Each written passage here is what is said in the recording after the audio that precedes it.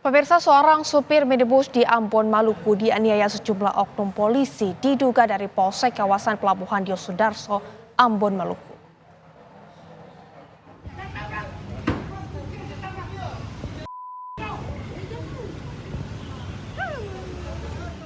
Dari rekaman kamera warga, terlihat seorang oknum anggota polisi yang tengah mengatur lalu lintas di pertigaan antara Jalan Samratulangi dan Jalan Amsangaji, Kecamatan Sirimau, Kota Maluku, bersikap arogan kepada seorang sopir minibus. Terlihat sopir dan oknum polisi tersebut sempat terlibat adu mulut yang membuat emosi oknum anggota polisi lainnya.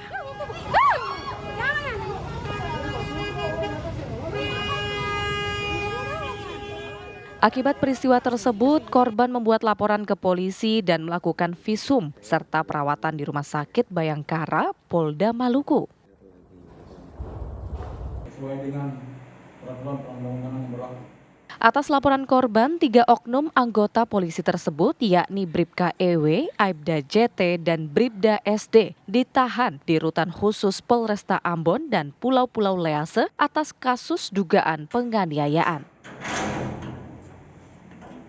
Saya Komisaris Besar Polisi Driano Andri Ibrahim SIK MH, Kapolresta Pulau Ambon dan Pulau Lease.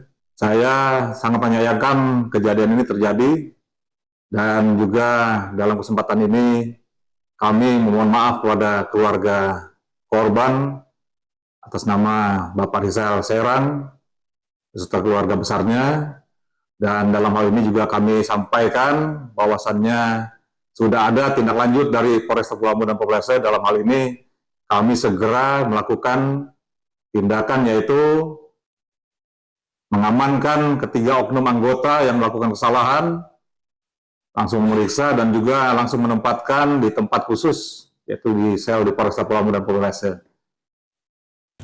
Kini kasus dugaan penganiayaan yang dilakukan oleh 3 oknum polisi saat mengatur arus lalu lintas yang sedang macet ditangani oleh Polda Ambon, Maluku. Dari Ambon, Maluku, Usman Mahu, TV One mengabarkan. Ya pemirsa, 3 oknum polisi di Ambon, Maluku ini menganiaya seseorang, dan juga untuk mengetahui kronologis peristiwa tersebut kami sudah bersama dengan Rizal selaku sopir truk tersebut. Selamat pagi Pak Rizal. Ya. Selamat pagi Pak Rizal. Ya. Pagi. Baik Pak Rizal, ini pada saat itu Bapak tahu kondisi jalan sedang macet atau seperti apa? Silakan Pak. Saat itu memang jalan macet, kondisi macet, memang ada jalur, ada lalu lintas memang agak sedikit padat pada saat itu. Kemudian arahan dari pihak kepolisian pada saat itu seperti apa Pak? Ya, arahannya itu yang pertama kita dari jalur Ambon Plaza, Jalan Samratulangi itu dialih ke Jalan Diponegoro atau Ponegoro, arah-arah ke Masjid Al-Fatah. Namun ada penerobosan salah satu mobil, sehingga saya memprotes atau memberikan masukan kepada oknum kepolisian yang mengatur lalu lintas pada saat itu. Dalam hal ini Pak Bribda Edi Walis, dengan bahasa jangan nepotisme dan indikasi persoalan rekayasa jalur ini. Itu Bu. Baik Pak Rizal, apakah Bapak mengikuti arahan dari oknum petugas pada saat itu Pak? Iya. Sempat saya sampaikan dengan bahasa jangan indikasi dan nepotisme. Kemudian beliau sempat juga mengintimidasi saya. Namun saya dengan hati besar saya bilang ya udah, kalau gitu saya nanti balik putar aja untuk balik jalur ya untuk tidak menerobos itu. Nah, sehingga pada saat itu langsung karena dengan kondisi arogansi ini oknum kepolisian ini itu langsung sikap arogansinya langsung menganiaya saya di situ pada saat itu. Baik, Saya ditarik, kemudian tiba-tiba langsung saya dibanting itu. baik. Pak Rizal, ini kami juga ingin tahu apakah jika benar ini Bapak mengikuti arahan petugas, kemudian mengapa oknum polisi tersebut masih marah, Pak Rizal? Ya, halo, iya. Iya, baik. Pak Rizal, ini Iya, memang jika pada benar saat itu Bapak mengikuti memang- arahan petugas, mengapa oknum polisi tersebut ini kemudian masih marah, Pak Rizal? Iya, marah karena saya memprotes karena ada anak militer. Saya sudah agak lupa dengan plat nomornya. Saya memprotes tersebut dibiarkan, ada pembiaran untuk melintasi jalur kemacetan padat. Lalu saya tidak, kenapa? Karena jalur saya bukan ke arah pelabuhan, jalur saya ke Pelindo. Lalu sikap ada perempasan, saya ditarik di di kendaraan keluar, kemudian tiba-tiba saya Baik. Pak Rizal, ini juga kami ingin tahu menurut Bapak, apakah sikap Bapak pada saat itu sudah benar, Pak Rizal?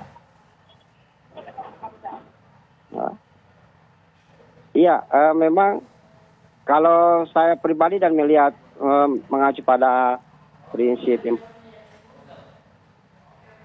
saya benar sebenarnya, karena posisinya saya akan memberikan masukan, karena saya sampaikan juga dengan bahasa jangan nepotisme, kemudian harus betul-betul terapan aturan, jangan tumpang tindih gitu, pilih-pilih kasih.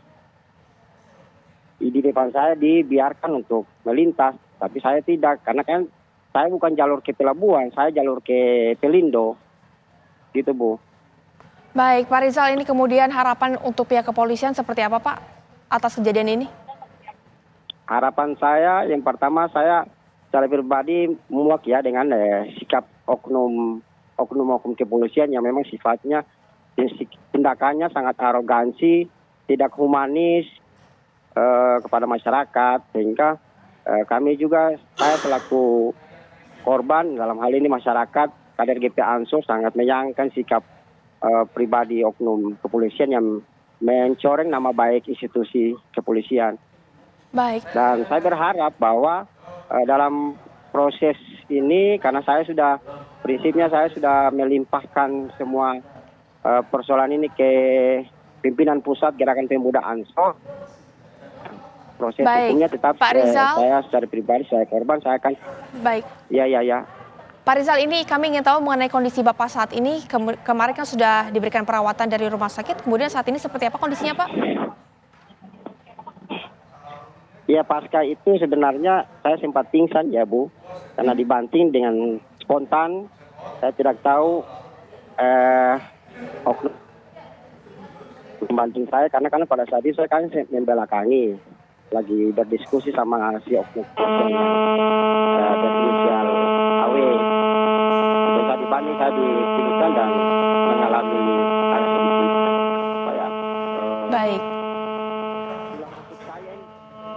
kemudian kalau saya ngomong. baik, Pak Rizal. Baik, Pak Rizal, terima kasih banyak sudah bergabung bersama dengan kami di Kabar Utama Pagi dan semoga cepat lekas sembuh. Pak Rizal, terima kasih.